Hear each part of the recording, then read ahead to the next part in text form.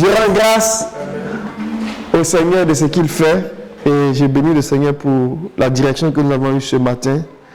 Nous croyons que le Seigneur nous a visités et que le Seigneur nous restaure. Amen. Amen. Je vais continuer ce matin dans ce que nous avons commencé à regarder le dimanche passé. Nous avions parlé du sacrifice. Amen. Et je l'avais intitulé le sacrifice selon le cœur de Dieu. Mais ça reprenait toutes les études, tout le partage que le frère Memel a donné. Et enfin, ça reprenait. J'essayais de faire un tableau pour récapituler les points et mettre un accent sur la consécration. Amen. Donc, pour vous amener à bien saisir la consécration que je veux partager avec vous, je suis parti de ce tableau-là pour essayer de faire une sorte de résumé pour vous aider à me suivre un peu. Amen. Amen. Amen. On va regarder dans le livre d'Exode, chapitre 3.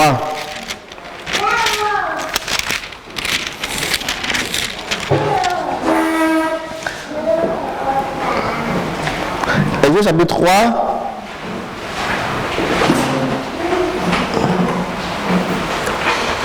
Verset 18.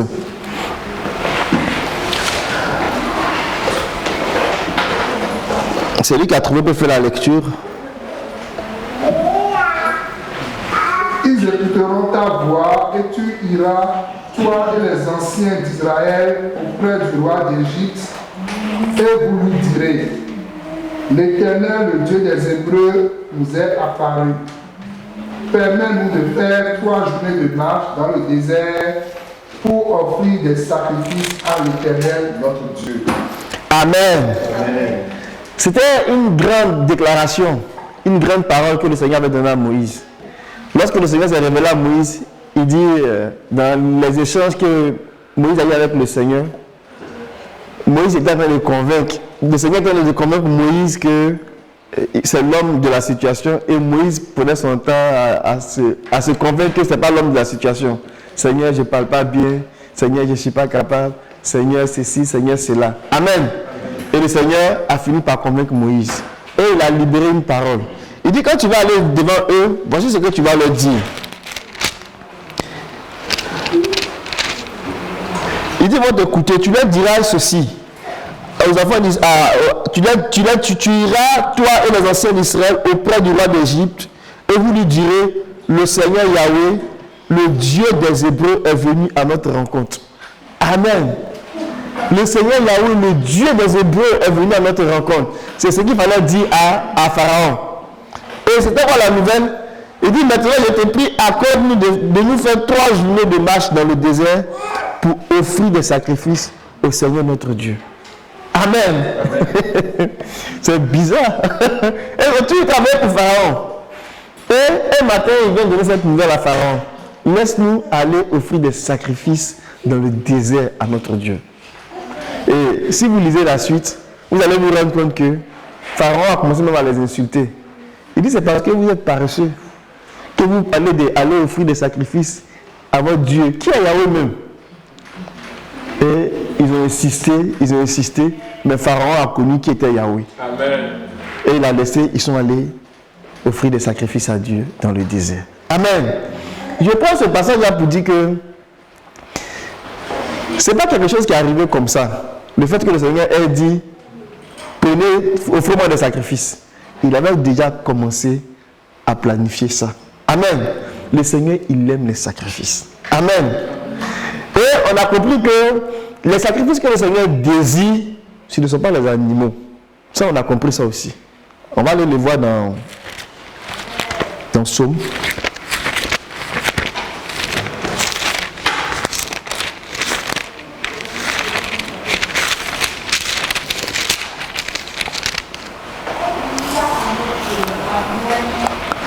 On va lire Psaume 50. On va lire le verset 5. Et puis après, on va lire un peu le verset 5. On va lire le verset 7 jusqu'au verset 14. Pour vous donner une idée que le Seigneur, les sacrifices qu'il désire, ce ne sont pas les animaux. Mais les animaux qu'il avait demandé à Israël dans le désert, c'était une image des sacrifices plus grands. Amen. Quelqu'un peut faire la lecture? Psaume 50. On va lire le 5. Après on va sauter, on va lire on va lire le 8 jusqu'au verset environ le verset 13. Rassemblez-moi mes bien-aimés qui ont traité alliance avec moi par le sacrifice. Amen. C'est très important. Le Seigneur dit de rassembler les bien-aimés qui ont traité avec lui par le sacrifice. Ça, gardez ça à l'esprit. Ça veut dire que c'est lui qui n'a pas traité alliance avec Dieu par le sacrifice là. Il ne peut pas faire partie de ce rassemblement là. Donc, vous me suivez, non? Donc, gardons ça à l'esprit pendant qu'on va avancer. Tu vas sauter, tu vas aller lire à partir du verset 8 pour montrer qu'il ne s'agit pas de sacrifice des animaux en tant que tel. Ce n'est pas pour tes sacrifices que je te fais des reproches. Tes holocaustes sont constamment devant moi. Je ne prendrai pas de taureau dans ta maison, ni de bouc dans tes bergeries. Car tous les animaux des forêts sont à moi. Amen. Vous voyez, le Seigneur est clair ici. Tous les animaux lui appartiennent. Donc, ce n'est pas vraiment nos animaux qu'il veut. Ce n'est pas les bœufs des enfants d'Israël qu'il voulait.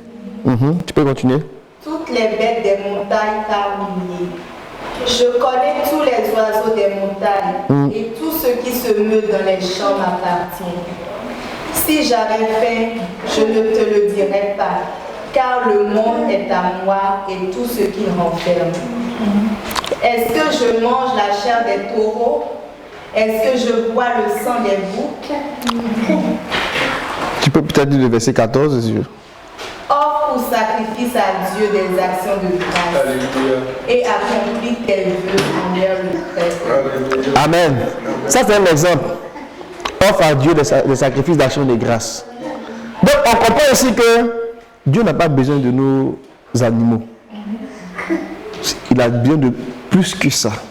Mais même quand il a besoin de plus que ça, il dit « Rassemblez-moi mes fidèles, avec qui j'ai fait alliance par le sacrifice. » En même temps que Dieu n'a pas besoin de sacrifice d'animaux, Dieu a besoin de rassembler des gens qui ont fait alliance avec lui par le sacrifice. Mais il veut quoi? Amen. Il veut des sacrifices. Mais il ne veut pas des sacrifices d'animaux. Et les sacrifices d'animaux qu'il avait réclamés, ou bien les sacrifices, on va dire d'offrandes végétales qu'il avait réclamées, c'était juste des choses physiques, des choses matérielles. C'était de l'ombre des biens à venir. Amen. Amen. Et dans tout ce que les frères ont à partager, il y avait comme 5 sacrifices, ou bien 5 types de sacrifices qu'on a établis. Et si on les regarde, ces sacrifices-là, on peut voir l'œuvre des sacrifices aujourd'hui dans l'église. C'est quoi un sacrifice que Dieu veut? Et le dimanche passé, on a brossé un peu le portrait de ces sacrifices-là. Tu peux revenir sur le tableau, s'il te plaît, mon frère? Donc, je ne vais pas rentrer dans les détails pour le bénéfice de nos amis. Je vais faire ça rapidement. Dans les 5 sacrifices-là, il y en avait des sacrifices qui étaient obligatoires et des sacrifices qui étaient volontaires. Mais quand on dit volontaire, par exemple, le frère même m'a fait remarquer que on sait que c'est volontaire, mais c'est un peu trompeur, dans le sens que tu te dis que comme c'est volontaire, là, il fait bien, il ne fait pas. Ouais, le frère Morel. Il fait bien, il ne fait pas. Comme la personne que c'est une option. Mais en réalité, si tu ne le fais pas, tu ne pourras pas plaire à Dieu. Donc c'est comme une option obligatoire. Donc c'est un volontaire, mais vraiment, il ne faut pas penser à volontaire. Parce que si tu n'as pas fait ça, le Père de Dieu ne sera pas totalement dans la joie. Cependant, c'est écrit au fond volontaire. Donc, gardez ça à l'esprit aussi. Amen. Donc, dans les 5 sacrifices-là, vous allez voir que tous les sacrifices qui ont été faits depuis la Genèse jusqu'à ce que le Seigneur arrive, les types de sacrifices que les enfants d'Israël faisaient on peut les retrouver dans ces 5-là. Ou on peut les retrouver dans les variantes de ces 5-là. Et le Seigneur a donné ça à Moïse pour donner aux enfants d'Israël, quand les gens vont offrir des sacrifices, comment est-ce qu'ils doivent procéder. Mais quand il faisait ça, Moïse, on dit que Moïse c'est la loi. Moïse c'est l'ombre des biens à venir. Mais Moïse aussi était en train de dire que le Seigneur Jésus lui-même là, il était venu accomplir tous ces 5 types de sacrifices-là. Donc, avec le Seigneur Jésus, on était capable de rentrer dans la réalité de ces sacrifices-là. Amen. Et on a donné l'exemple, par exemple, des 2 premiers sacrifices qu'on a appelés les sacrifices obligatoires, qui sont liés au sacrifice de péché. Et c'est le Seigneur qui, lui, de par sa vie comme un sacrifice, il a été pour nous comme un sacrifice, pour que nos péchés soient pardonnés. Amen. Mais il y a aussi d'autres types de sacrifices. Des sacrifices volontaires. Pour qu'on puisse rentrer dans toute la pensée de Dieu. Amen. Donc, on a vu que le premier sacrifice, qui était le sacrifice de culpabilité, ça faisait allusion au sacrifice. Sa signification, c'était la réconciliation avec Dieu. Le sacrifice pour le péché, le sacrifice d'expiation aussi, c'est un autre nom du sacrifice du péché. On a dit que c'était la consécration, c'est une sorte de consécration. Mais le terme consécration ici, ça veut dire aussi sainteté. Tu peux redescendre un peu ce peu en bas. J'ai écrit encore plutôt, un peu encore. Non, c'est ça. Tu peux remonter, juste là. Juste pour votre information, et je ne sais pas comment on lit ça en grec là, agiasmos. Quand on regarde le mot sainteté ou bien consécration dans le Nouveau Testament, en général, le Nouveau Testament a été traduit en grec. Donc lui, il va donner sainteté, purification.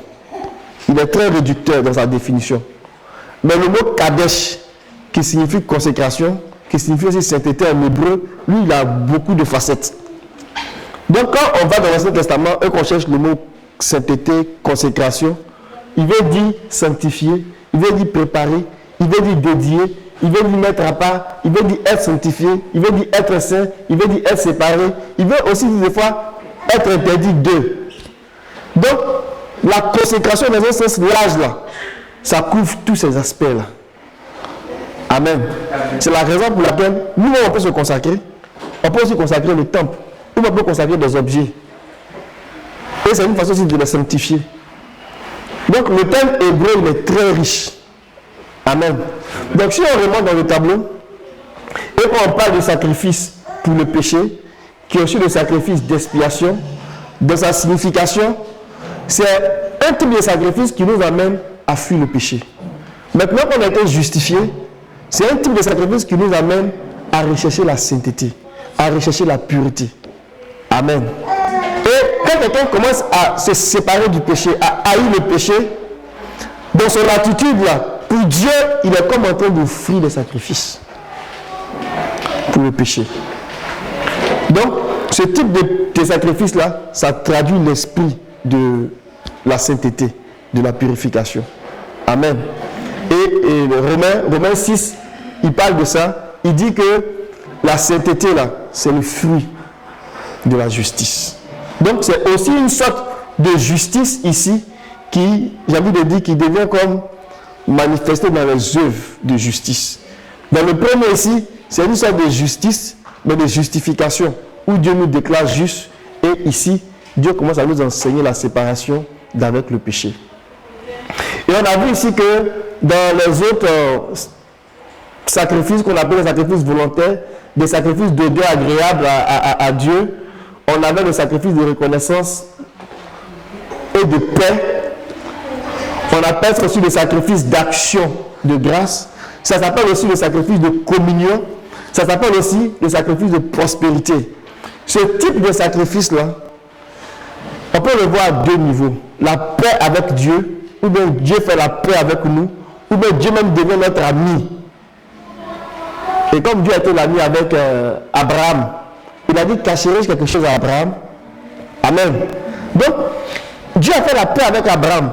Si quelqu'un fait la paix avec Dieu, c'est comme s'il offrait ce type de sacrifice-là. Amen. Mais on peut le faire aussi à un autre niveau, entre les frères. C'est-à-dire qu'on cherche la cohésion, on cherche l'unité, on cherche la paix, on cherche l'entente, on recherche l'entente. Quand il y a des choses qui ne vont pas, on se bat pour qu'il y ait l'entente. Quand tu fais ça, c'est comme si tu offrais des sacrifices de paix. Amen. Donc vous voyez que ce ne sont pas des animaux. Ce sont les réalités que Dieu a cachées dans le sacrifice des animaux. Et on a vu aussi que le sacrifice végétal s'appelle aussi des sacrifices de joie. C'est des sacrifices de réjouissance, d'allégresse. Mais en réalité, c'est la joie de servir Dieu. C'est la joie d'aimer les choses, de dévorer les choses de Dieu. Amen. Et on avait expliqué un peu ça, que le prophète Joël, il disait aux enfants d'Israël que vous ne pouvez plus faire des offrandes de réjouissance, des offrandes d'allégresse au Seigneur, parce que vous n'avez plus de récolte. Vous voyez, ils n'avaient plus de récolte, donc vous ne pouvez plus offrir à Dieu ce type d'offrande. Et le Seigneur dit, cherchez-moi dans le jeûne et dans la prière. Quand je vais vous exaucer, je vous enverrai la pluie. Et quand la pluie va venir, vos récoltes vont reverdir. Amen. Et quand vous allez pouvoir récolter, vous allez utiliser le fruit des récoltes pour venir m'offrir ce genre de sacrifice que j'aime. Amen. Et souvent dans les assemblées, on manque de joie parce que on n'est pas content. Parce que ce type de sacrifice-là fait défaut. Mais pour avoir ce type de sacrifice-là, c'est lorsque la parole est abondante. La parole qui donne de la vie, lorsqu'elle est abondante au milieu de nous. Lorsque l'Esprit se manifeste, lorsqu'il y a des témoignages de visitation du Seigneur, ça procure la joie. Amen. Ce type de sacrifice-là, quand ça se passe au milieu de nous, la joie ne fait pas défaut à la maison du Seigneur. Donc il faut qu'on offre ce type de sacrifice-là au Seigneur. Le Seigneur aime ça, la joie du salut. Mais cette joie-là, ça vient quand le Seigneur donne son esprit, quand le Seigneur donne la parole. Donc si on n'a pas ces choses et que ça nous manque, il faut qu'on aille chercher le Seigneur. Amen. Dans la prière, dans le jeûne. Et vous allez voir que le Seigneur va nous redonner l'esprit pour que notre désir soit fleurisse à nouveau, pour qu'on puisse utiliser ces fruits-là et qu'on puisse lui donner son offrande. Amen. Et le dernier sacrifice, non pas le moindre, qui s'appelle l'Holocauste ou le sacrifice complet, comme son nom l'indique, c'est un sacrifice qui est très grand. Amen. J'ai vu de dire même c'est le sacrifice du fils mâle. Je vais expliquer pourquoi je dis ça. Regardez, allons-y dans Lévitique. C'est un grand sacrifice. On peut classer le sacrifice que Abraham, le sacrifice d'Isaac, on peut le classer dans le sacrifice. C'est un type d'holocauste. C'est un sacrifice qui est très grand.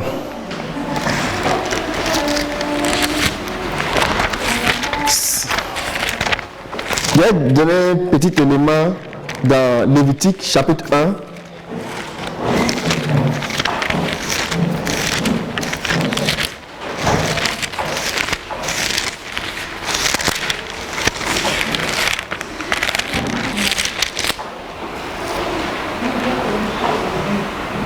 À partir du verset on peut le verset 3. Mais là, tu peux faire la lecture, s'il te plaît.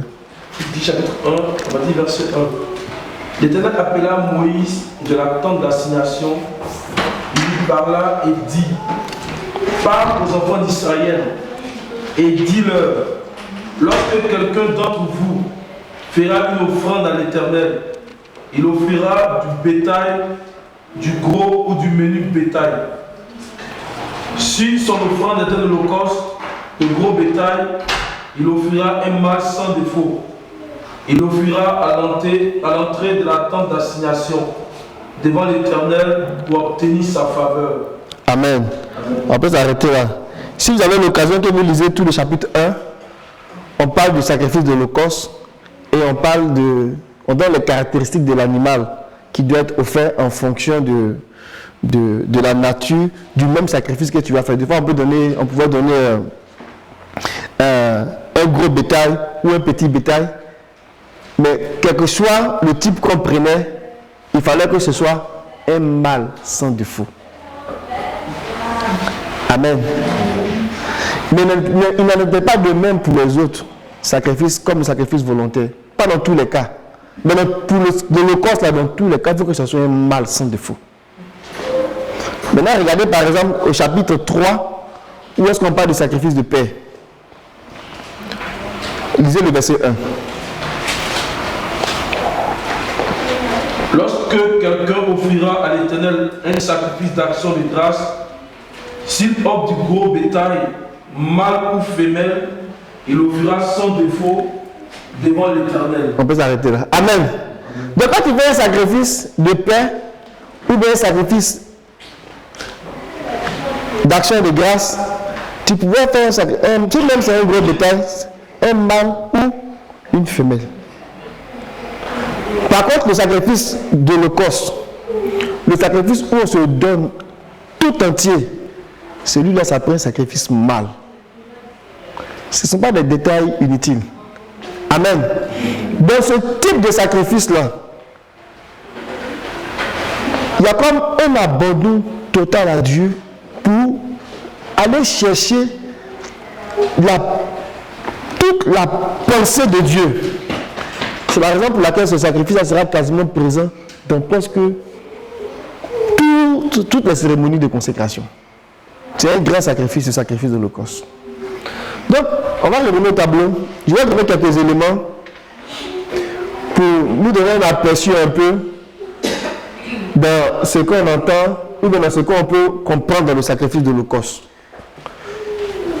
L'apôtre Paul a essayé, en lisant Romains 12, on peut se faire une idée de ce sacrifice-là.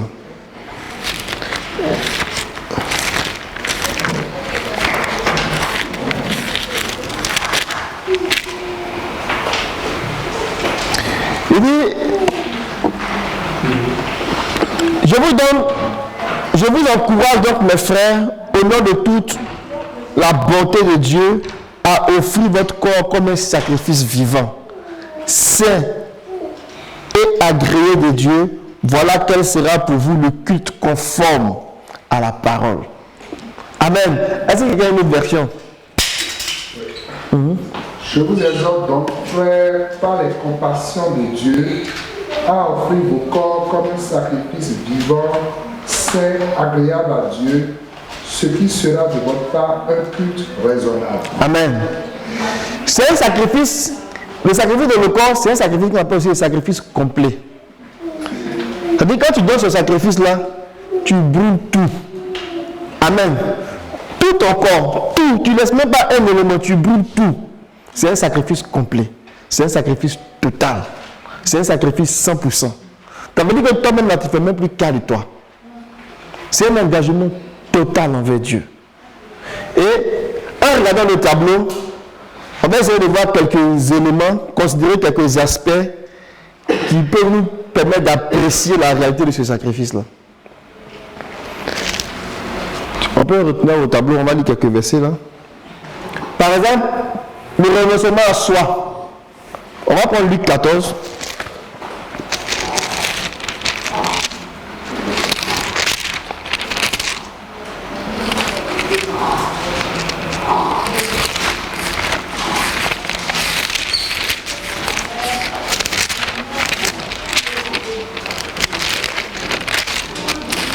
À partir du verset, on va lire le verset 26 jusqu'au verset 33. Mais on va insister sur le verset 26 et le verset 33. Quelqu'un peut faire la lecture, s'il vous plaît? Et n'est pas prêt à renoncer à son père, sa mère, sa femme, ses enfants, ses frères, ses soeurs, et même à son propre moi, ne peut être mon disciple. Celui qui ne porte pas sa croix et qui ne me suit pas ne peut être mon disciple. Verset 28. Oui, on va lire le verset 33. En effet, si l'un de vous veut bâtir une tour, est-ce qu'il ne prend pas d'abord le temps de s'asseoir pour calculer ce qu'elle lui coûtera et de vérifier si elle a moyen de mener son entreprise à bonne fin, sans quoi il n'arrive pas à terminer sa construction après avoir posé la fondation. Il risque d'être la raison de tous les témoins de son échec. Regardez, diront-ils, c'est celui qui a commencé à construire et qui n'a pas pu terminer. Ou bien supposer qu'un roi soit sur le point de déclarer la guerre à un autre. Ne prendra-t-il pas le temps de s'asseoir pour examiner s'il peut, avec 10 000 hommes, affronter celui qui est sur le point de marcher contre lui avec 20 000? S'il se rend compte qu'il en est capable, il lui enverra une délégation pendant que l'ennemi est encore loin pour négocier la paix avec lui. Il en est de même pour vous. Celui qui n'est pas prêt à abandonner tout ce qu'il possède ne peut pas être mon disciple. Amen. Amen. Quand on lit ce passage, il est vraiment plein d'enseignements. Mais j'attire votre attention sur deux, trois versets. Le verset 26 dit que si quelqu'un vient à moi, ne déteste pas son père. Ça c'est fort, hein? Seigneur, nous on veut te suivre et puis tu nous demandes de manger ça. Celui qui vient à moi qui ne déteste pas son père, sa mère, sa femme, ses enfants, ses frères, ses soeurs et même sa propre vie, il ne peut être mon disciple. Là on lit et puis on s'en va, on a lu là, c'est fini là. Mais quand on lit à tête reposée ça là, celui à qui ça ne parle pas, c'est qu'il n'a pas bien lu. Quand on parle de Lévi, on dit il ne connaît ni père ni mère, même ses enfants, mais n'a pas parlé de sa femme. Là je posais avec une soeur, et puis elle dit, Lévi ne connaît ni père ni mère, on n'a pas parlé de sa femme. Je dis, ça c'est l'Ancien Testament, viens voir le Nouveau Testament. On dit même sa femme. C'est vraiment très exigeant. Comment ça c'est possible? Il dit pour être son disciple, il faut que tu sois prêt. Mais entendons-nous bien, l'amour de la famille, là, Dieu là, il aime ça. J'ai envie de dire, c'est l'amour le plus, j'ai envie de dire, dans la chair là, c'est le plus élevé qu'il a donné aux hommes. Ça fait même que, souvent même quand tu travailles et puis tu as ton enfant qui est malade, mais tu as ta parenté, tu as quelqu'un qui est malade dans ta famille, ça te donne le droit même de dire non, je m'en vais parce qu'il y a une situation urgente à régler. Pourquoi? Parce que l'intérêt de la famille, là, ça vient après. Ça vient avant celui du travail, je veux dire. Vous comprenez? Donc, la famille nucléaire, la petite famille, là, elle est vraiment importante. Et le Seigneur dit que si quelqu'un même, il ne peut pas diriger sa famille, il ne peut pas prendre soin des membres de sa famille, il est pire qu'un infidèle. Donc, on est d'accord que Dieu respecte la famille. On est d'accord que Dieu sait ce que ça vaut, l'amour des membres de sa famille rapprochés. Mais il dit, une fois qu'on a fini de dire ça là, celui qui veut être mon disciple là, son amour doit dépasser l'amour des membres de sa famille. C'est une facette d'un sacrifice de l'Holocauste. Le renoncement à soi. Amen. Amen. Le verset dit, quiconque ne porte pas sa croix pour venir à ma suite ne peut pas être mon disciple. Donc, capable de porter la charge. Capable de porter la charge. Capable de porter la charge. De prendre sur lui l'œuvre de Dieu. Les choses qui concernent Dieu. Les intérêts du Seigneur. Quand le Seigneur allait à la croix, il a pris la croix, lui seul, il allait à la croix. Mais afin de nous montrer que ce n'était pas lui seul qui doit porter cette croix-là. Sans le savoir, les gens ont attrapé quelqu'un qui revenait des champs. On lui a dit, bon, Simon de Cyrène, on dit, viens ici. Toi, tu n'as rien à faire, allez, accompagne ce monsieur-là à la croix. Et il a porté la croix avec le Seigneur. Mais le Seigneur est en train de nous montrer par là qu'il va à la croix là. Les hommes doivent porter leur croix avec lui. S'il était allé seul, on va dire, bon, lui, il est capable. Mais le Seigneur montrait par là que c'était un travail qui devait se faire avec les hommes. Et le Seigneur dit que si on n'est pas capable de porter notre croix chaque jour, puis le suivre, on ne peut pas être appelé son disciple. C'est un aspect du sacrifice de l'Holocauste, de s'offrir à Dieu. Amen. Le verset 33, regardez ce qu'il dit. Il dit, ainsi donc, il tire comme une sorte de conclusion des deux paraboles qu'il a données. Il dit, quiconque ne renonce pas à tous ses biens ne peut être mon disciple. Donc ça veut dire que non seulement tu renonces à ta parenté, enfin tu renonces, on se comprend, hein? On n'a pas dit que tu les abandonnes, on n'a pas dit que tu livres ta famille, mais ça veut dire que tu es prêt pour l'amour de Dieu. Si ton amour que tu as pour Dieu doit rentrer dans un conflit avec l'amour de Dieu, l'amour que tu as pour Dieu doit rentrer dans un conflit avec l'amour des membres de ta parenté, il faut que tu comprennes que celui du Seigneur là doit être au-dessus. C'est ça que ça veut dire. Ça ne veut pas dire détester littéralement le membre de sa famille. Si ce que tu fais pour Dieu rentre en conflit dans un de tes intérêts, donc un intérêt personnel qui rentre en conflit avec l'intérêt de Dieu, on doit comprendre que c'est l'intérêt de Dieu qui doit être au-dessus. Ça, c'est une façon d'offrir un sacrifice d'Holocauste, de se donner entièrement au Seigneur. Et c'est pas facile. Amen. Il dit ici, on n'est pas capable de se détacher de nos biens. C'est que notre offrande qu'on offre là, ce n'est pas encore une offrande d'Holocauste avec un animal mâle. Souvent on dit, on a envie de devenir comme le fils mâle. Le fils mâle là, ça vient avec le sacrifice de l'Holocauste mâle. Amen. Le fils mâle là, ça vient avec le sacrifice de l'Holocauste mâle.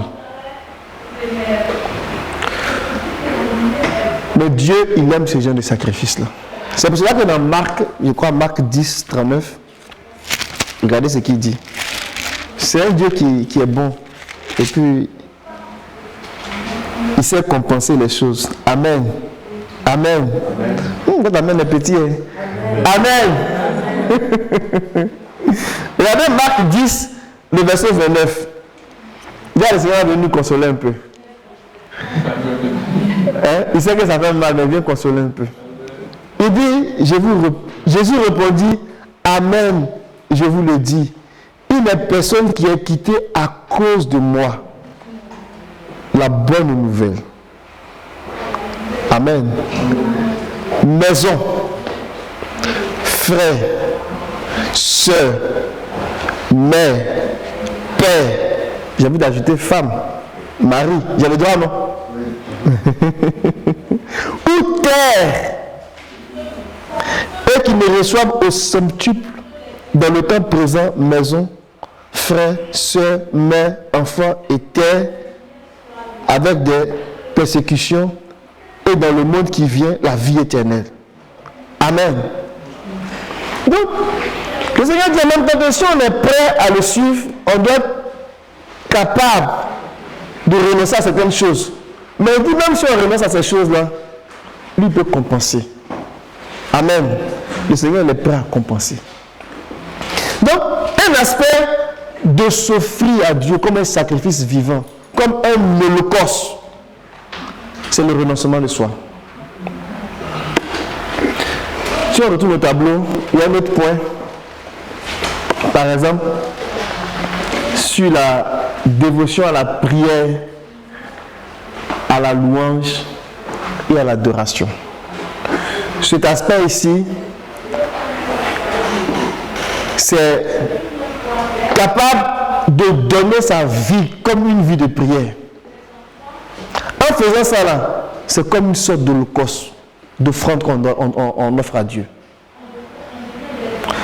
Pour que quelqu'un puisse se dédier à ces choses-là, ça prend des sacrifices. vraiment des sacrifices. Parce que si ton programme de prière est comme en option, ça veut dire que quand tu as fini ta journée là, c'est quand il reste du temps que tu veux prier, tu ne vas jamais avoir une vie de prière. Jamais. Tu ne vas jamais avoir une vie de prière. Il faut que tu mettes du temps à part pour ça. Mais si la vie de prière est comme un résidu de ton temps libre, oublie ça. Tu ne peux pas offrir un sacrifice qui plaît à Dieu. C'est pour cela qu'on doit prendre ces choses-là à cœur. Se donner du temps, par exemple, quand on se lève le matin, à midi, le soir. En tout cas, dégager du temps de notre temps. Tu ne peux pas offrir ce genre de sacrifice-là. Et je disais la dernière fois que, je ne sais pas si c'est la dernière fois, mais l'autre fois que, un sacrifice-là, il est différent d'une offrande. Dans le sens qu'il y a une part, je ne sais pas s'il faut dire des sacrifices, mais il y a une part de douleur là-dedans, de renoncement à quelque chose. On va lire un verset, vous allez voir. On allait revenir là-dessus, mais allons-y dans 1 Chronique.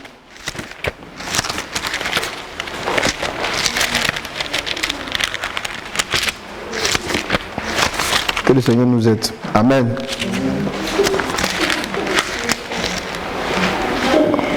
Chronique 21.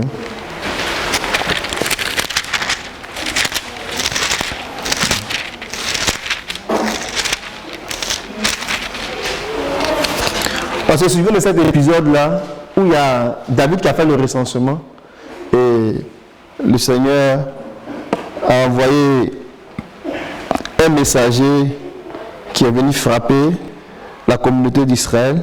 Et pour que ce fléau-là s'arrête, il fallait que David écoute la voix de ce messager-là. Et David, quand il écoutait la voix, il devait aller sur une place pour faire des sacrifices. Mais ce lieu appartenait à quelqu'un. On va lire ça dans 1 Chronique 21.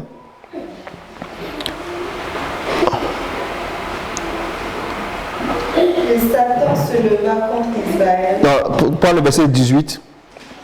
À partir du verset 18, on va permettre de couper l'histoire. Hein. Le messager du Seigneur avait dit à Gad de parler à David afin que David monte pour élever un autel pour le Seigneur sur l'aile de Ornan le Jébusite. Amen. Donc David monta par la parole que Gad avait dite au nom du Seigneur. Ornan se retourna et vit le messager. Ses 4 fils qui étaient avec lui se cachèrent. Ornan était en train de fouler du froment. Lorsque David arriva auprès de Ornan, Ornan regarda et vit David. Il sortit de l'air et se prosterna devant David face contre terre. David dit à Ornan, donne-moi ce lieu, cette aire, afin que j'y bâtisse un autel pour le Seigneur. Donne-le-moi contre sa pleine valeur en argent pour le fléau qui frappe le peuple. Pour que le fléau qui frappe le peuple s'arrête. Amen. Donc là, David partait pour exécuter ce que le Seigneur lui a dit à travers son messager.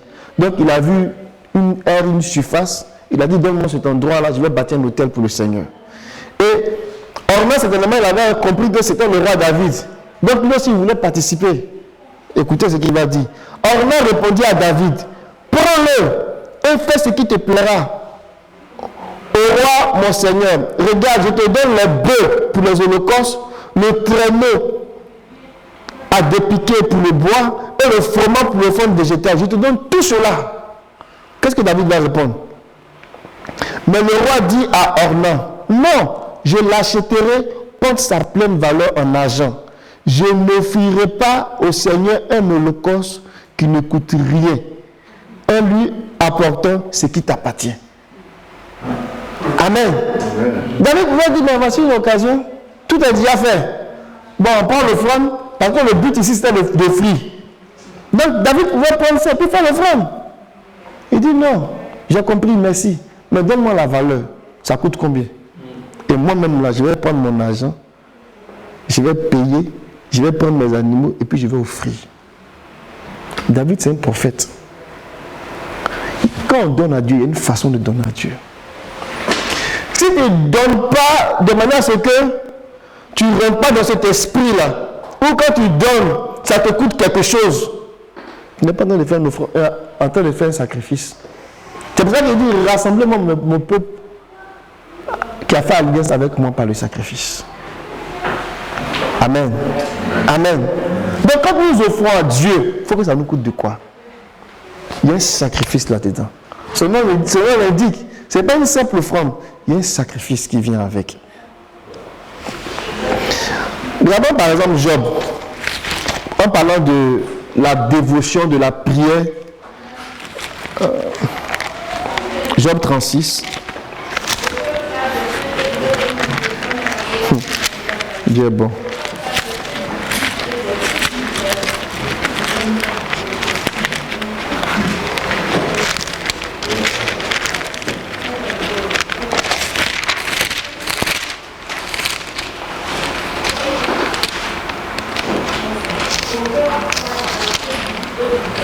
On va lire le verset 27 au verset 26 à 27. Dieu est grand, mais sa grandeur nous échappe. Le nombre de ses années est impénétrable. Il attire à lui les gouttes d'eau, il est réduit en vapeur et forme la pluie. Amen. Amen. Est-ce que quelqu'un a une autre version?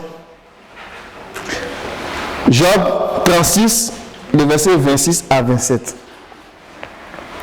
C'est la même version ici. Hein? Non, Dieu est trop grand. Amen. Quand le Seigneur nous demande de prier, là, il y a comme un mystère dans la prière ici. Ça dit que, on dit, il fait sortir. Est-ce que quelqu'un n'a pas une autre version? Oui, qu'est-ce que ça dit? Voici le Dieu fort et grand, et nous le connaissons point, et quant au nombre de ses années, on ne peut le sonder. Parce qu'il met les eaux en petites gouttes, elles répandent la pluie selon la vapeur qui la contient. Amen. Elle répand la pluie selon la vapeur qui la contient. La vapeur, ça sort d'où? Ça sort de la terre. Ça sort de la prière. Et puis selon la vapeur qui la contient, c'est comme ça que la pluie va venir. Donc, c'est notre âme là, qui est comme la terre, qui fait monter, c'est de là que va la vapeur, c'est de là que sort la vapeur qui monte à Dieu, comme sous forme de prière. C'est en fonction de la quantité, c'est pas quantité en termes de nombre de prières. Vous me comprenez, non? L'intensité, la substance qu'il y a dedans là, que Dieu va récupérer ça pour te bénir à nouveau. Donc si ta vie de prière est une vie un peu bizarre, il n'y a pas de... Tu ne vas pas chercher la vapeur pour faire monter à Dieu. Donc, imagine qu'est-ce qu'il va te revenir en retour. Pas grand-chose. Dieu est vraiment grand. Et il faut que cette façon de se consacrer à Dieu dans la prière là, ce soit comme un sacrifice qu'on offre à Dieu. Ça va faire la différence. Ça va faire la différence. Amen. Et c'est pour cela que quand Paul lui parle de la prière, il dit avec la prière là, on va lire ça dans Éphésiens.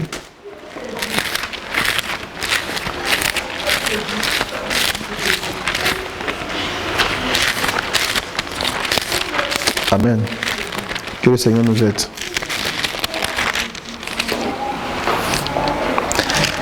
Éphésiens 6, le verset 18. Priez en tout temps par l'Esprit avec toutes sortes de prières de supplication. Pour ce faire, restez éveillés et consacrez-vous toujours assidûment à supplier pour tous les saints. Amen. C'est une forme de consécration la prière. C'est vraiment une forme de consécration.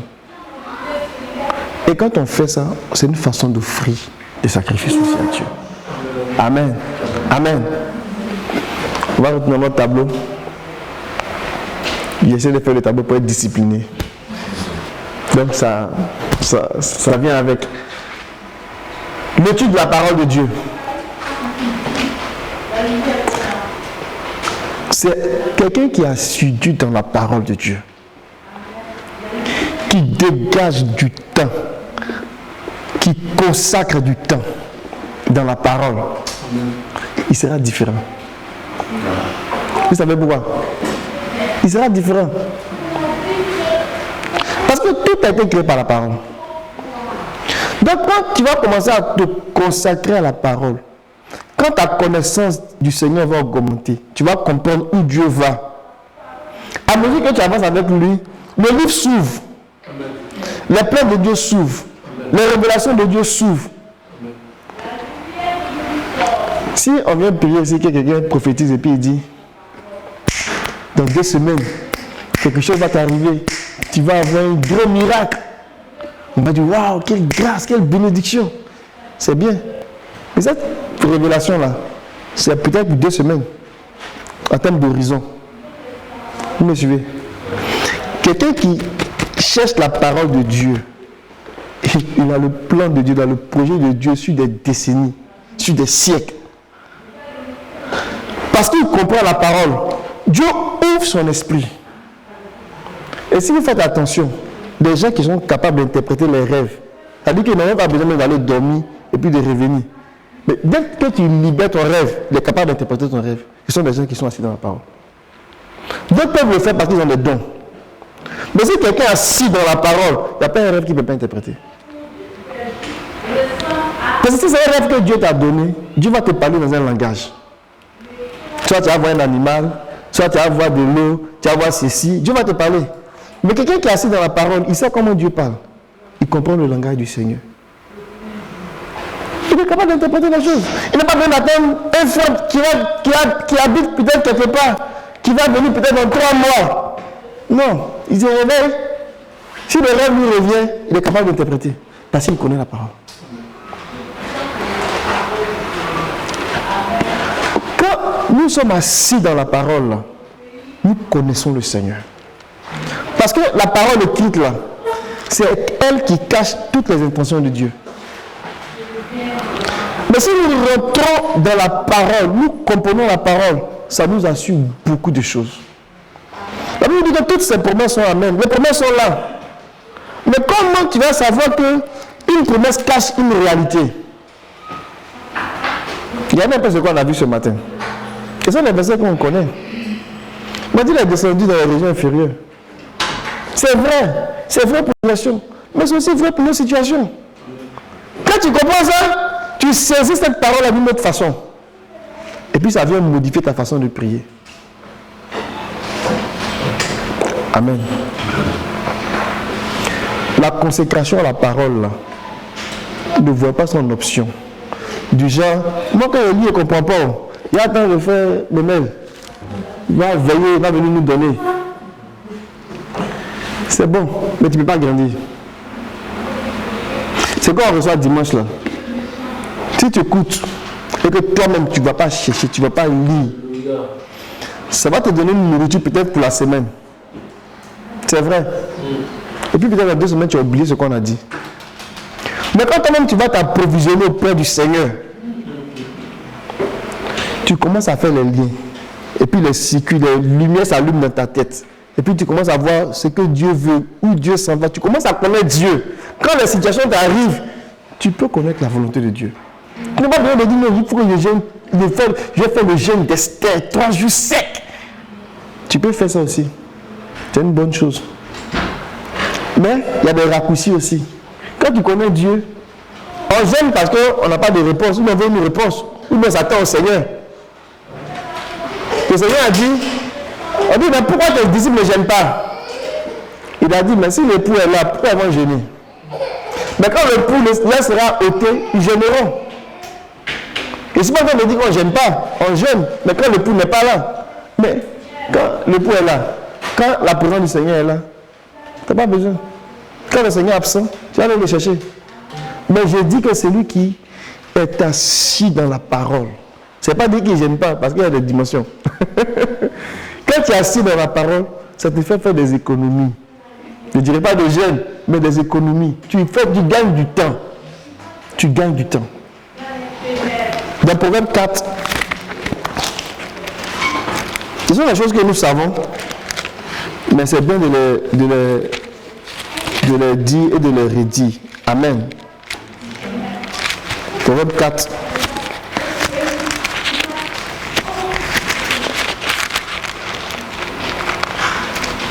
versets 20 à 22. Mon fils, prête attention à mes paroles, tends l'oreille vers mes discours, qui ne s'éloignent pas de tes yeux, garde-les au fond de ton cœur, car ils sont vie pour ceux qui les trouvent, santé pour leur corps. Amen. Donc la parole, non seulement donne la vie, mais elle donne aussi la santé. Elle nous donne la santé. Parce que quand tu as la parole là, tu as les proclamations du Seigneur dans ta bouche. Alléluia. Quand quelqu'un a la parole en lui, il a les proclamations du Seigneur dans la bouche. Quand une situation arrive, il ne réfléchit même pas, il proclame. Or, la parole de Dieu ne retourne pas sans avoir accompli son effet. Quand tu proclames, tu vas avoir les effets. Donc, quand on dit de chercher à méditer, de donner du temps, se consacrer à la parole, ce n'est pas pour nous fatiguer, c'est pour nous donner des âmes. Amen. Et vous allez voir que quelqu'un qui va s'abreuver de la parole, il va sentir toujours cette joie de dévorer Dieu, de connaître Dieu, d'apprendre qui est Dieu. Il va grandir, à coup sûr, il va grandir. Il va non seulement connaître les promesses du Seigneur, mais ça va l'amener plus loin. Amen. Pendant que je parle, je me rappelle d'une parole que j'ai partagée avec le frère Saturnin, il doit se souvenir. Dans Genèse, c'est Genèse, mais si c'est Guéra. Isaac a Guéra. Amen. Que verset là-bas, je lisais tout le temps. Et un jour dans mes prières, dans mes jeûnes, j'ai médité ça. Et puis j'ai vu les Guéra. Le Seigneur me dit non. Je vais te montrer ton Guéra. Quand tu vas planter là-bas, tu vas voir que ça va donner. Et la parole est venue se d'une façon telle que ça m'a fait comprendre que Isaac était dans la famine. Mais quand Dieu a ouvert ses yeux sur son Guéra, Dieu a mené Isaac ailleurs. Ça peut être des choses physiques, mais aussi des choses spirituelles. Amen. Amen. Et cette parole-là, qui était une bénédiction, était une bénédiction pour plusieurs. Mais imaginez-vous que chacun de nous va chercher comme ça chaque parole, chaque jour des paroles, chaque semaine des paroles. Et nous partageons ces bénédictions au milieu de nous. Nous allons vaincre les situations de la vie, mais de façon tranquille, de façon sûre. Pourquoi? Parce que c'est la parole du Seigneur. Il a dit à Josué, médite le livre. Moïse disait à Josué, médite le livre de la loi. Médite ça jour et nuit. C'est ça qui va te faire rentrer dans le pays, posséder le pays. Que le Seigneur nous aide. Mais ça prend du temps de se consacrer à ça. Et en faisant ça, c'est une façon d'offrir un sacrifice de l'Holocauste. C'est un aspect. C'est volontaire, mais ça fait du bien. Amen.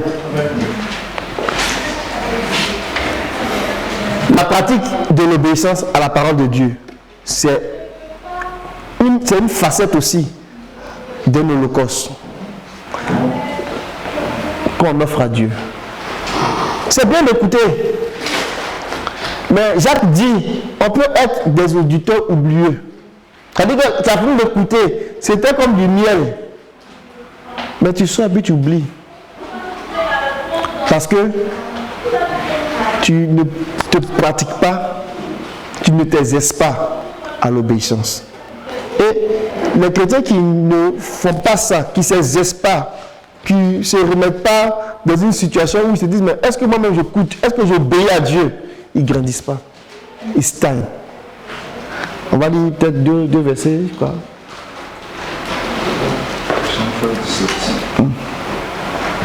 Jean 13, 17. C'est un verset qu'on a connu depuis notre jeunesse. N'est-ce pas, Abraham? Je n'y connais ça aussi. Mémel et Clarisse.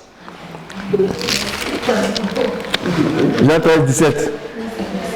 Si vous savez ces choses, quand on était plus jeune, vous êtes heureux pour vous que vous les pratiquiez. Donc, il ne s'agit pas seulement de les savoir, mais il faut les pratiquer. Amen.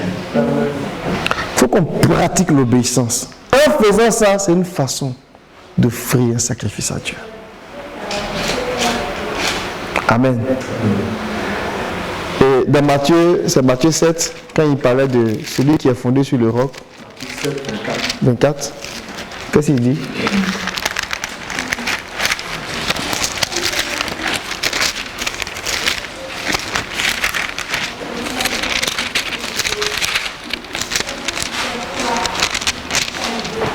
C'est pourquoi quiconque entend ces paroles que je dis et les met en pratique. Et fait quoi? Et les met en pratique. C'est pas seulement d'entendre, et les met en pratique. Sera semblable à un homme prudent qui a bâti sa maison sur le roc. Amen. Amen. Amen. Quand on met la parole de Dieu en pratique, on s'exerce à écouter Dieu, à obéir à Dieu. C'est une offrande qu'on fait à Dieu. Amen. Donc si on n'écoute pas Dieu, c'est comme si on refusait de lui offrir cette offrande-là. Oh, il dit que lui, il aime les sacrifices. Et il dit, rassemblez-moi mon peuple qui a fait alliance avec moi par le sacrifice. Amen. On va peut-être poursuivre dans notre tableau là.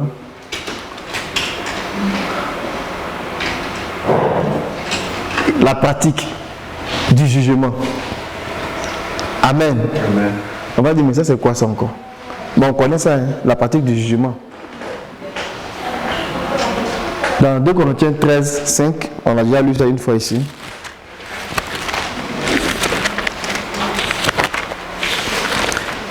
Quand on est dans cet esprit de la pratique du jugement, là, je ne dirais pas qu'on se remet en cause, mais on se questionne. Est-ce que ce qu'on fait à Dieu, ça plaît au Seigneur?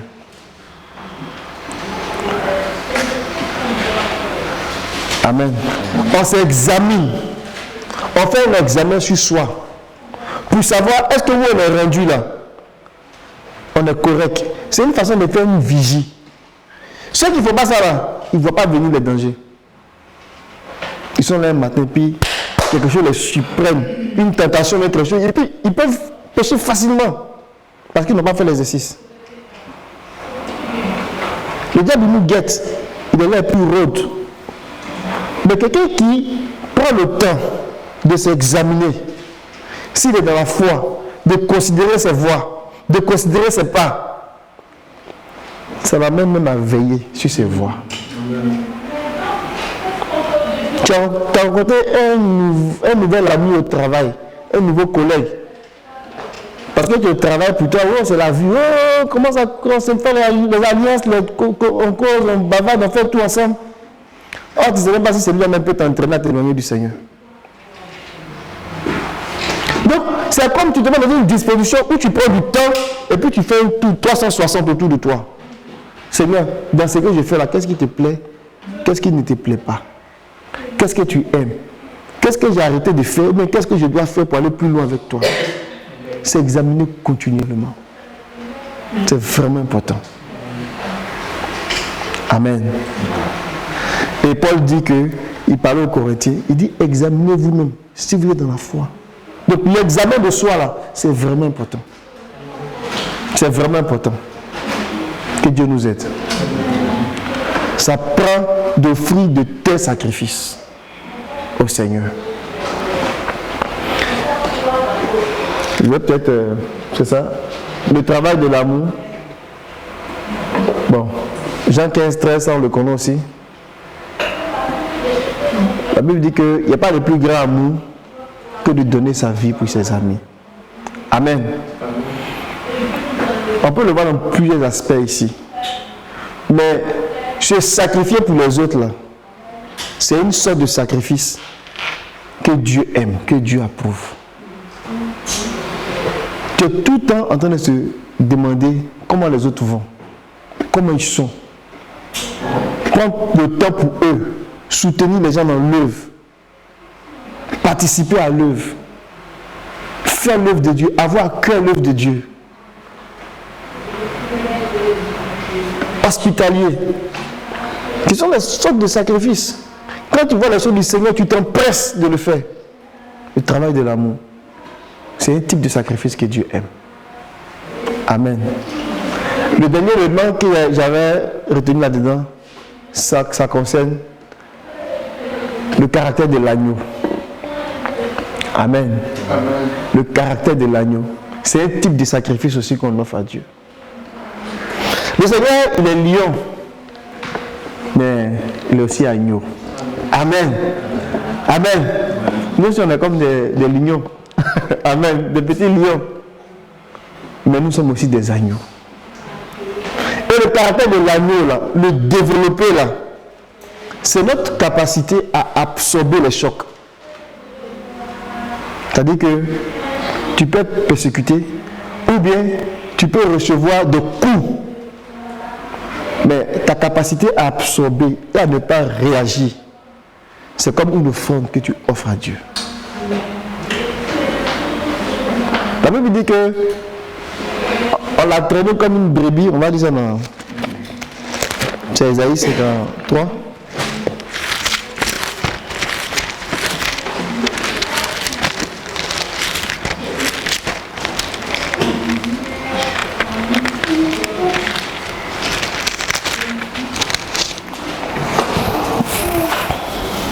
On va lire le verset 7, Isaïe 53, verset 7. Maltraité, affligé, il n'a pas ouvert la bouche, semblable au mouton qu'on met dans l'abattoir, à une brebis muette devant ceux qui l'attendent, il n'a pas ouvert la bouche. Si on parle de l'agneau aussi. On parle de l'agneau. Tu peux lire ta version? Il a été maltraité et opprimé, et il n'a point ouvert la bouche, semblable à un agneau qu'on mène à la boucherie, à une brebis muette devant ceux qui l'attendent, il n'a point ouvert la bouche. Amen. Ceux qui développent ce caractère-là, c'est eux qui peuvent supporter la persécution. Si tu ne développes pas ce caractère-là, quand la persécution va venir, tu vas régner le Seigneur. Parce que tu ne seras pas prêt à recevoir le coup. Mais en faisant ça, c'est un type de sacrifice que tu offres. Dans le sacrifice de l'Holocauste, là, c'est un aspect du sacrifice de l'Holocauste. Parce que c'est qui là? C'est volontaire. Amen. Mais ta capacité à rentrer là-dedans, il faut avoir la conscience du fils mâle.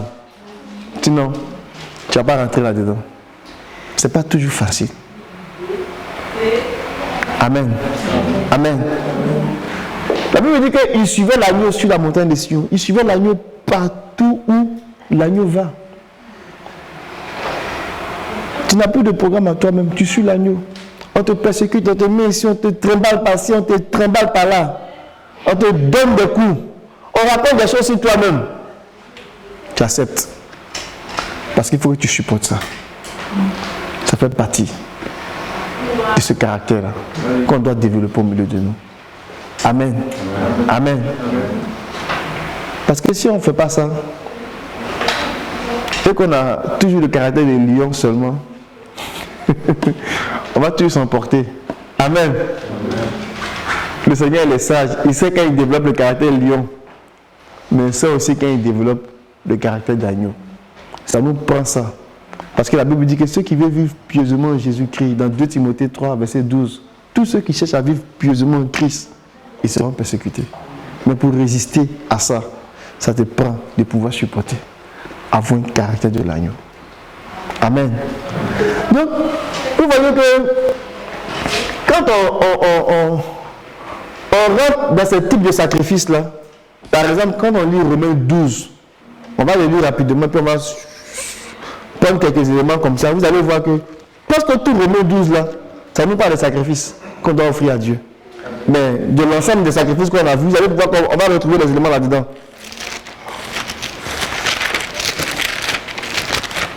Paul il commence par dire de s'offrir à Dieu comme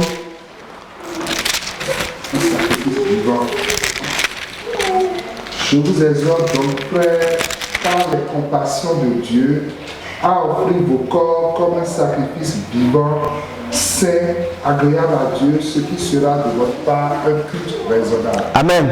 Dans le sacrifice qu'on avait vu sur l'Holocauste, on a dit que c'est un sacrifice mâle, mais c'est aussi un sacrifice sans défaut. Amen. Donc quand on s'offre à Dieu, on soupire aussi après ce qui est pur. Amen. Donc, on peut voir ici que c'est un type de sacrifice qu'on offre à Dieu qui est là. Il veut de la réalité de sacrifice qui est là.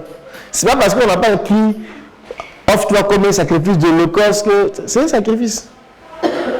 Amen. C'est un sacrifice qui est là. Et quand on va lire tout, c'est quasiment un sacrifice. Par exemple, on dit, ne vous conformez pas au siècle présent, mais ça va être transformé par le renouvellement de l'intelligence, afin que vous décidiez quelle est la volonté de Dieu, ce qui est bon, agréable et parfait. Se conformer au siècle présent, c'est l'amour du monde. Mais l'amour du monde, là, c'est un élément de renoncer à soi. Quand tu renonces à soi, là, tu te renonces à toi-même, et puis à la terre, au monde. C'est un type de sacrifice qu'on offre ici à Dieu.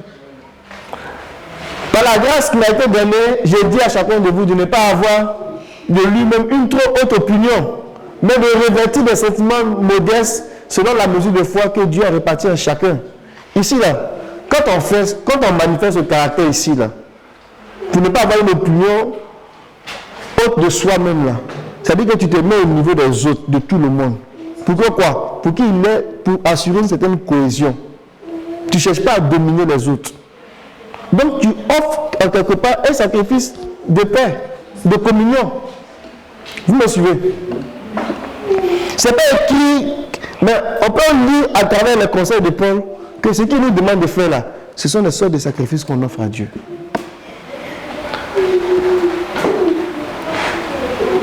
Ici, il va parler de, par exemple, comme il va expliquer, par exemple, car nous avons plusieurs membres, mais dans un seul corps.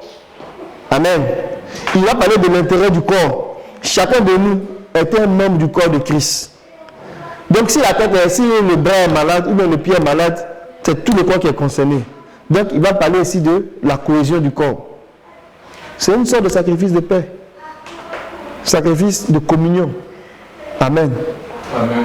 Ainsi, nous sommes plusieurs, nous formons un seul corps en Christ, et nous sommes tous membres les uns des autres, puisque nous avons des dons différents, selon la grâce qui nous a été accordée, que celui qui a le don de prophétie les est selon l'analogie de la foi. Donc, on va parler là des ministères, de comment est-ce que dans la communion des frères, on reçoit les bénédictions de la communion. Ici, là, on est en train de montrer ici que celui qui n'a pas la conscience du corps, celui qui n'a pas la conscience de ce que c'est que l'Église, il y a des bénédictions qu'il ne peut pas avoir. Tu peux dire, je suis dans mon coin, c'est correct, tu peux rester dans ton coin. Mais il y a bénédiction de coin aussi. Mais il y a aussi bénédiction de groupe aussi. Pourquoi? Parce que dans le groupe, il y a des ministères, il y a des dons que Dieu a déversés. Et quand ces ministères-là s'expriment, si tu n'es pas là, tu ne vas pas profiter de ça. Donc toi seul, tu ne peux pas te développer. Est-ce qu'un membre peut se séparer et puis il va être alimenté du sang comme il faut? Non, Dieu a arrangé pour que ça circule partout. Donc, en tant que membre du corps, si on ne participe pas aux activités du corps, on sera soustrait de certaines bénédictions. Ça, il faut qu'on le sache. Malheureusement, si tu ne sais pas ça, ça ne va pas t'aider. Amen. Dans la croissance, il y a deux dimensions. Il y a la croissance, il y a la dimension individuelle et il y a la dimension collective. Dans la dimension collective, là, ce qui va faire que tu vas grandir, c'est les dons de ministère qui sont dans l'église. Et dans les dons de ministère, tu as peut-être des gens qui exercent des ministères, donc tu reçois de ces gens-là. Et puis tu as les dons de l'esprit. Tu as des gens, par exemple, qui ont des prophéties, qui ont peut-être des dons de guérison ou des dons d'interprétation. Tu reçois aussi de ces personnes-là. Mais si tu te soustrais du corps, ces bénédictions-là, tu vas les avoir où? Ces bénédictions vont faire défaut. Et ta croissance sera limitée qu'à ta croissance, on va dire, individuelle. Et la croissance du corps, tu ne vas pas l'avoir. Or, la Bible dit qu'il est bon, il est agréable pour des frères de demeurer ensemble. C'est là que Dieu envoie la vie pour l'éternité. Amen. Donc, si on lit la suite des versets, je saute par exemple, je vais au verset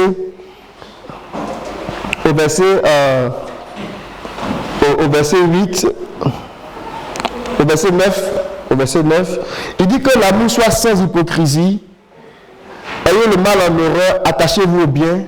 Amen. Ce sont des formes de sacrifices qu'on offre à Dieu. Quant à l'affection fraternelle, soyez pleins de tendresse les uns envers les autres. Soyez les premiers à honorer les autres. Amen. En faisant ça, tu offres des sacrifices de paix. Quand tu essaies de t'effacer dans un groupe, dans une assemblée, et puis tu essaies d'honorer les autres, Dieu agrée de tes sacrifices. Amen. Ne soyez pas paresseux. On est toujours nonchalant pour les choses de Dieu. Mais quand ça nous concerne, on peut se réveiller à 4 h du matin, parcourir tout le pays pour aller chercher un boulot, ou bien pour aller travailler pour sa maison. Mais quand c'est pour le Seigneur, on n'a aucun intérêt. Amen. Que nos offrandes soient salées. Que nos offrandes végétales soient salées. Amen. Amen. Ayons du zèle pour le Seigneur. Réjouissez-vous, verset 12. Réjouissez-vous dans l'espérance, endurez dans la détresse, consacrez-vous assidûment à la prière. Amen. On les retrouve ici. Soyez solidaires des saints qui sont dans le besoin, poursuivez l'hospitalité. Bénissez ceux qui vous persécutent, bénissez et ne maudissez pas. Réjouissez-vous avec ceux qui se réjouissent, pleurez avec ceux qui pleurent. Soyez pleins, soyez bien d'accord avec vous. Ne soyez pas orgueilleux, mais laissez-vous attirer par ce qui est humble. Ne vous croyez pas trop avisé, ou bien ne vous croyez pas trop sage. Ne rendez à personne le mal pour le mal. Efforcez-vous de faire ce qui est bien devant le Seigneur. Amen. S'il est possible, pourtant que cela dépend de vous, soyez en paix avec tous. Ne vous faites pas de justice vous-même, bien-aimés, mais laissez la place à la colère, car il est écrit, c'est moi qui fais justice, c'est moi qui paiera de retour, dit le Seigneur. Amen. Amen. Donc, il y a beaucoup de choses qui sont données par les apôtres, à travers lesquelles on peut voir tous les sacrifices qui plaisent au Seigneur. Amen. Amen. Amen. Je voulais terminer avec 3 éléments.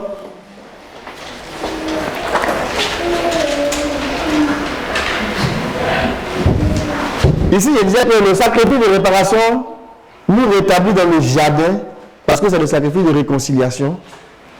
Donc, dans le jardin, la réconciliation avec Dieu, premier niveau de la justice ou la justification. Là, on comprend ça, hein? C'est correct. Hein? Le sacrifice de péché nous enseigne qu'il y a un voyage au-delà du jardin.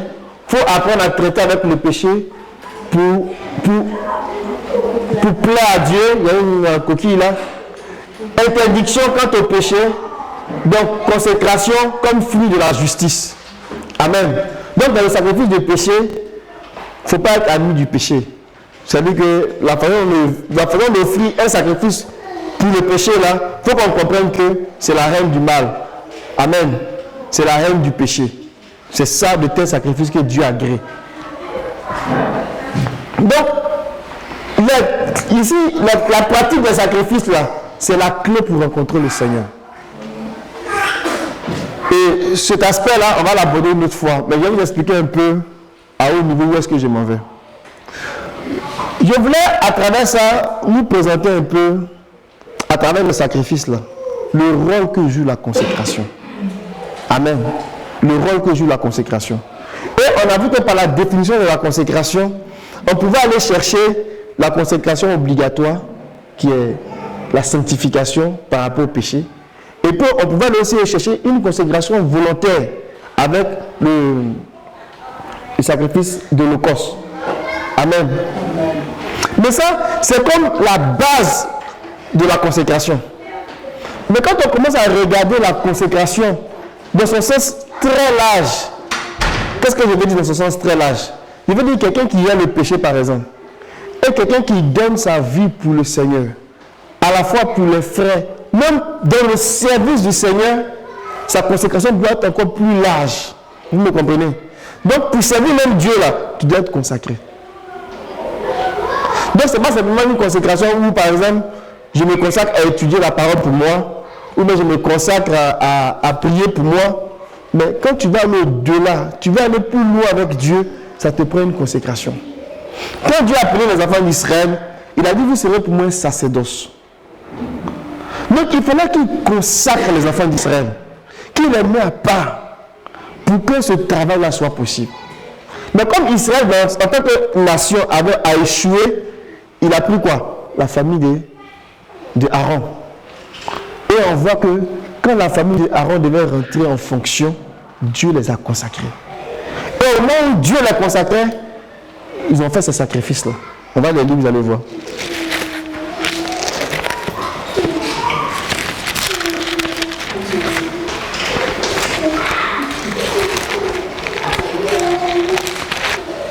On peut retrouver dans Exode 29. Si on lit par exemple le verset 1 à 9. Non, le verset 1 à 2, je veux dire.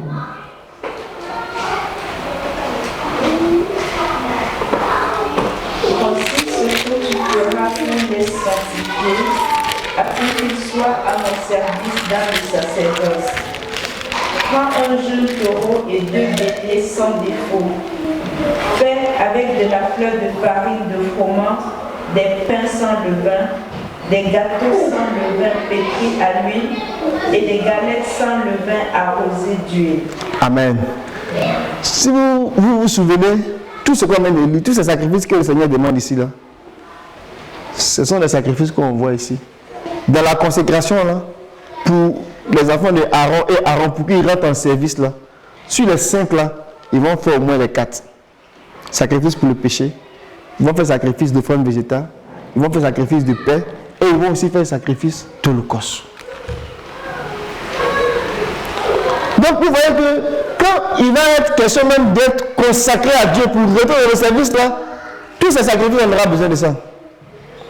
Ça veut dire que dans le Nouveau Testament, si on parle de consécration, les gens qui doivent aller servir Dieu, s'ils ne font pas ces sacrifices là, ils ne peuvent pas rentrer dans le service. Est-ce que vous me suivez un peu? Oui. Regardez dans Lévitique 8, où est-ce qu'on parle de la consécration? On reprend le Exode 29 là. On va lire le verset 1 au verset...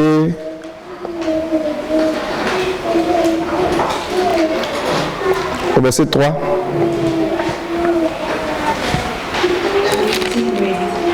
L'Éternel parla à Moïse et dit: prends Aaron et ses fils avec lui, les vêtements, l'huile d'onction, le taureau expiatoire, les 2 béliers et la corbeille de pain sans levain, et convoque toute l'assemblée à l'entrée de la tente d'assignation. Amen.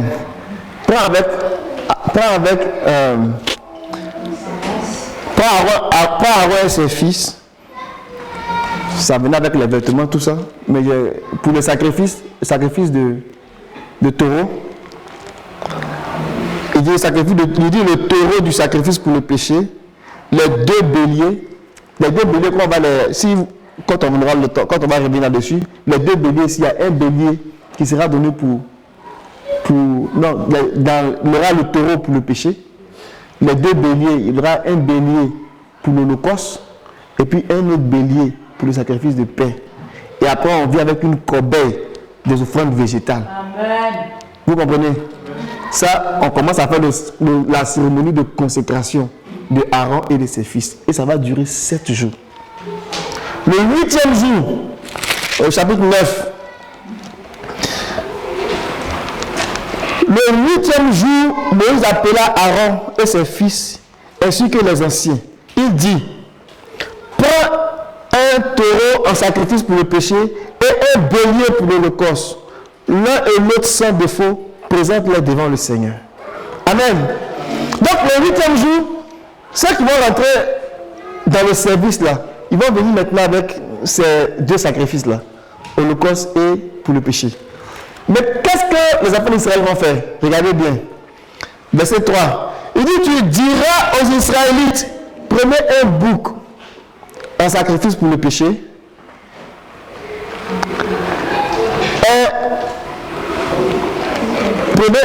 prenez un bouc en sacrifice pour le péché, un taureau et un agneau âgé d'1 an et sans défaut pour l'holocauste, un taureau et un bélier pour le sacrifice de paix, afin de sacrifier devant le Seigneur une offrande végétale pétrie à l'huile.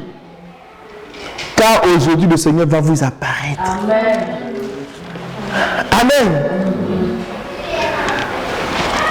La classe qui va servir, faire des sacrifices pendant 7 jours, le 8e jour, ils vont encore faire des sacrifices. Et le peuple aussi va faire des sacrifices. Avant que on ne consacre ou bien on ne scelle la consécration de Aaron et de ses enfants. Mais Moïse a dit quelque chose. Il dit, si vous faites ça là, Dieu va vous apparaître. Amen. Regardez verset 6. Moïse dit, voici ce que le Seigneur a ordonné. Faites-le et la gloire du Seigneur va vous apparaître. Amen. Donc, les sacrifices qu'on est en train de regarder là, ce n'est pas pour faire joli. Hein? On veut voir la gloire de Dieu. Amen. Et ce n'est pas vraiment pour Aaron et ses fils. Mais le peuple aussi devait faire le même sacrifice. Donc, le peuple apporte ses sacrifices. Aaron et ses fils apportent ses sacrifices. Et c'est comme si toute l'assemblée apportait ses sacrifices. Pour que quoi? Pour que la gloire du Seigneur apparaisse. Et regardons le verset 22. Aaron leva ses mains vers, c'était à la fin de la cérémonie, il leva les mains vers le peuple et le bénit. Amen. Que le Seigneur lève ses mains et nous bénisse ce matin. Amen. Puis il descendit et après avoir offert le sacrifice pour le péché, l'holocauste et le sacrifice de paix. Amen. Donc, qu'est-ce qui va se passer? Moïse et Aaron rentrent dans la tente de la rencontre. Lorsqu'ils en sortirent, ils bénissent le peuple et la gloire du Seigneur apparut à tout le peuple. Amen. Un feu sortit de devant le Seigneur et dévora sur l'autel l'holocauste et les graisses, et tout le peuple le vit. Il poussa des cris de joie et tombait face contre terre. C'est là-bas où on veut aller. Amen. C'est là-bas où on veut aller. Je vais m'arrêter là. David a fait ça. La Bible dit que Dieu a répondu par le feu. À la place de Ornan, là, où David a fait le sacrifice, là. Quand Dieu a répondu par le feu, David a dit, ce lieu-là sera désormais le lieu des sacrifices. Amen. Quand Salomon a été consacré roi, c'est là qu'il est venu bâtir la maison du Seigneur. Amen. Et quand Salomon a bâti la maison du Seigneur, la Bible dit qu'il a offert les mêmes sacrifices. Et il a fait une déclaration. On va terminer là-dessus. Dans 1 Chronique,